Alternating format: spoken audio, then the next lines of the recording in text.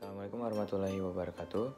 Perkenalkan, nama saya Rayhan Mubarok dari kelas Piwar 1A, kelompok praktek A1 dengan NIM 200203233. Baik, di sini saya akan menjelaskan tentang Alternative Dispute Resolution atau biasa disingkat ADR, dan dalam bahasa Indonesianya adalah Alternatif Penyelesaian Sengketa atau biasa disingkat APS.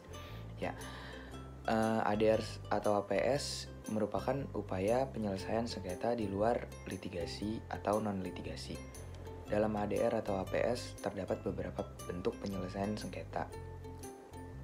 Bentuk ADR atau APS dalam Undang-Undang Nomor 30 Tahun 1999 tentang arbitrase dan alternatif penyelesaian sengketa, yaitu adalah yang pertama konsultasi, yang kedua negosiasi, yang ketiga mediasi, yang keempat konsiliasi atau penilaian ahli. Nah,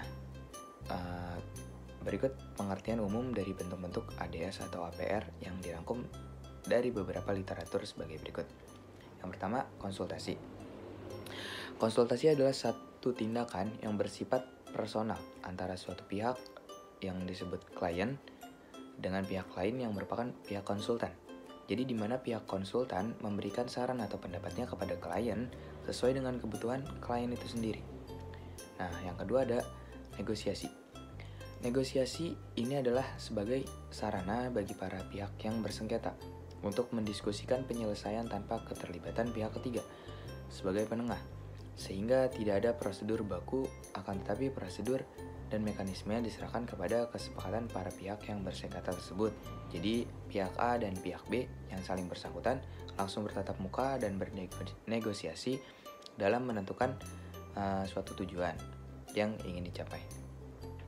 Dalam praktik negosiasi dilakukan karena dua alasan, yaitu untuk mencari sesuatu yang baru yang tidak dapat dilakukan oleh pihak A atau B.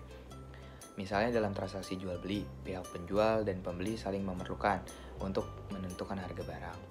Dalam hal ini tidak terjadi sengketa. Dan yang kedua, untuk memecahkan perselisihan atau sengketa yang timbul di antara para pihak. Dengan demikian, dalam negosiasi, penyelesaian sengketa dilakukan sendiri oleh pihak yang bersengketa tanpa melibatkan pihak ketiga sebagai penengah. Nah, yang ketiga ada konsiliasi. Konsiliasi adalah penyelesaian sengketa dengan intervensi pihak ketiga atau konsiliator, di mana konsiliator itu lebih bersifat aktif dengan mengambil inisiatif menyusun dan merumuskan langkah-langkah penyelesaian. Nah, yang selanjutnya ditawarkan kepada para pihak yang bersengketa. Jika pihak yang bersengketa tidak mampu merumuskan suatu kesepakatan, maka pihak ketiga mengajukan usulan jalan keluar dari sengketa. Meskipun demikian, konsiliator tidak berwenang untuk memutuskan atau membuat putusan, tetapi hanya berwenang membuat rekomendasi atau saran-saran yang pelaksanaannya sangat bergantung pada itikat baik para pihak yang bersengketa sendiri. Nah, ada yang keempat, yaitu mediasi. Pengertian mediasi adalah penyelesaian sengketa dengan dibantu oleh pihak ketiga, mediator yang netral, tidak memihak pihak A, pihak B, C, ataupun yang lainnya. Peranan mediator sendiri adalah sebagai penengah yang pasif, yang memberikan bantuan berupa alternatif-alternatif pilihan penyelesaian sengketa untuk selanjutnya ditetapkan sendiri oleh pihak yang bersengketa. Dalam Peraturan Mahkamah Agung Nomor 1 Tahun 2016 tentang prosedur mediasi di pengadilan, mediasi diberikan arti sebagai cara penyelesaian sengketa melalui proses perundingan untuk memperoleh kesepakatan para pihak yang dibantu oleh mediator. Peran mediator membantu para pihak mencari berbagai kemungkinan penyelesaian sengketa dengan cara tidak memutus atau memaksakan pandangan atau penilaian atas masalah-masalah selama proses mediasi berlangsung. Nah, sebelum yang terakhir ada penilaian ahli. Jadi ini tergantung pendapat para ahli untuk suatu hal yang bersifat teknis sesuai dengan bidang keahliannya. Nah, yang terakhir ada arbitrase. Berbeda dengan ADR atau APS lainnya, arbitrase memiliki karakteristik yang hampir serupa dengan penyelesaian sengketa adjudikatif.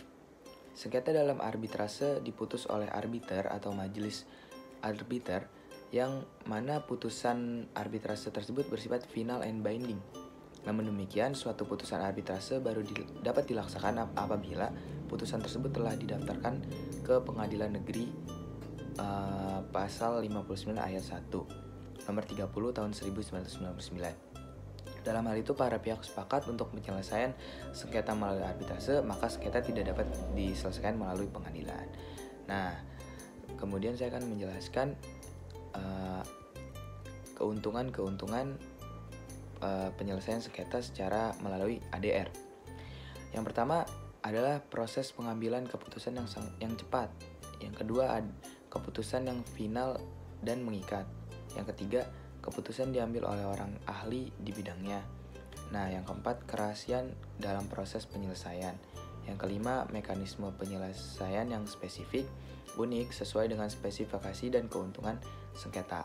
Dan para pihak masih bisa mengontrol jangka waktu dan biaya ADR. Itu keuntungan-keuntungan penyelesaian sengketa melalui cara ADR. Oke, baik. Sepertinya itu saja yang bisa saya presentasikan. Kurang lebihnya mohon maaf. Saya Ryan Mubarok. Assalamualaikum warahmatullahi wabarakatuh.